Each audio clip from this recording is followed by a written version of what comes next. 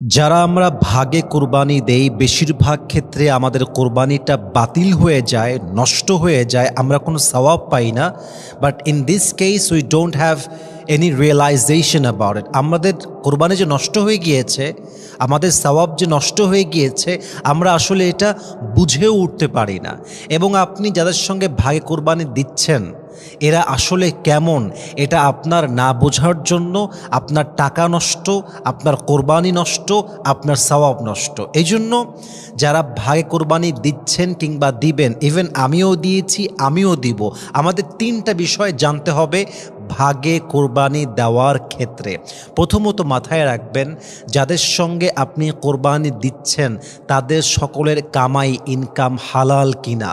আর রিজকুল হালাল, আপনার যদি রিজিকটা হালাল না হয়, এটা যদি জুয়ার টাকার গরু হয়, এটা যদি সুদের টাকার কোরবানি হয়, এটা যদি ঘুষের টাকার কোরবানি হয়, হতে পারে আপনার কোরবানির টাকাটা হালাল, কিন্তু আপনার যে পার্টনার, আপনি যে ভাই কোরবানি দিচ্ছেন, আপনার যে পার্টনার, তার কামাইটা হারাম, তার টাকা যে হারাম আপনি এটা জানেন, তাও দিচ্ছেন। মাথায় রাখবেন আপনার কোরবানির সওয়াবটা প্রশ্নবিদ্ধ হয়ে যাবে যদি আপনার কোরবানির ভাগের ভেতরে হারাম টাকা ঢুকে যায়, হারাম কামাই ঢুকে যায়। এই জন্য আপনি যখন ভাগে কোরবানি দিবেন, কার সঙ্গে দিচ্ছেন, তার রিজিকটা কোথায়, তার আর্ন মানি সোর্সটা আসলে কি, you have to know the source. যদি তারটা হারাম হয়, তার ভাগটা হারাম হয়, তার কামাইটা হারাম হয়, সেই ক্ষেত্রে আপনার কোরবানির সওয়াবটা প্রশ্নবিদ্ধ হয়ে যাবে। আপনার কোরবানি কবুল হবে কি হবে না এটা প্রশ্নবিদ্ধ হয়ে যাবে। অতএব মাথায় রাখতে হবে, আমি যার সঙ্গে শরিকে আছি, যার সঙ্গে আমার কোরবানিটা আমি ভাগে দিচ্ছি, আদৌ তার ইনকামটা হালাল কিনা জানতে হবে। নাম্বার 2, আপনি যার সঙ্গে ভাই কোরবানি দিচ্ছেন, আপনার ফল্ট হচ্ছে সবচেয়ে বড় এইটা, মনে করেন আপনি আছেন ঢাকায়, আপনার গরু কুরবানি হবে চট্টগ্রামে, রাজশাহীতে, কিংবা আপনার গরু কুরবানি হবে খুলনা বিভাগে, অন্য জায়গাতে কুরবানি হবে, অথবা আপনি বিদেশে আছেন। এখন আপনি টাকা পাঠিয়ে দিলেন, বললেন যে এই কোরবানিটা দিয়ে দিও। এখন যাকে আপনি কোরবানি করতে দিয়েছেন বা যার সঙ্গে ভাগে দিচ্ছেন, তো ওরা কোরবানির বিধান সম্পর্কে জানেই না, যে জবাই যে দিচ্ছে ও জানে না, এমন এমন কাজ করতেছে, সওয়াব নষ্ট, টাকা নষ্ট, আমল নষ্ট, পুরো কোরবানিটাই নষ্ট হয়ে যায়। ঠিক কিনা বলেন? আপনাকে উপস্থিত থাকা দরকার, আপনি যতই বড় লোক হোক না কেন, থাকবেন সেখানে। কেমনে হচ্ছে, যারা জবাই দিচ্ছে, কাটছে, এরা বিধান জানে কিনা, ওরা কোনো ফল করছে কিনা। কোরবানি যখন আপনি দিচ্ছেন, গরুকে জবাই দেওয়ার ক্ষেত্রেও এমন ভুল আছে, এই একটা ভুলে পুরো কোরবানির সওয়াবটাই নষ্ট হয়ে যায়। পশুকে জবাই করা হয় না, হত্যা হয়ে যায়। অতএব মাথায় রাখতে হবে, আপনি জাস্ট ভাগে টাকা দিয়ে দিবেন, আপনি যাদেরকে দিলেন তাদের আসলে ইসলাম সম্পর্কে ধারণা আছে কি না, তারা ইসলামের প্রভিশন জানে কি না, বিধান জানে কি না, এটা আপনাকে পরিপূর্ণ নিশ্চিত হতে হবে।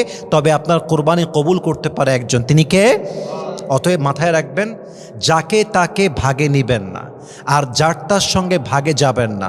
এমন কোনো ব্যক্তিকে যদি আপনি দায়িত্ব দেন যার কোনো ধারণাই নাই, যার কোনো বিধান সম্পর্কে আইডিয়াই নেই, আপনার টাকাও নষ্ট, কোরবানিও নষ্ট।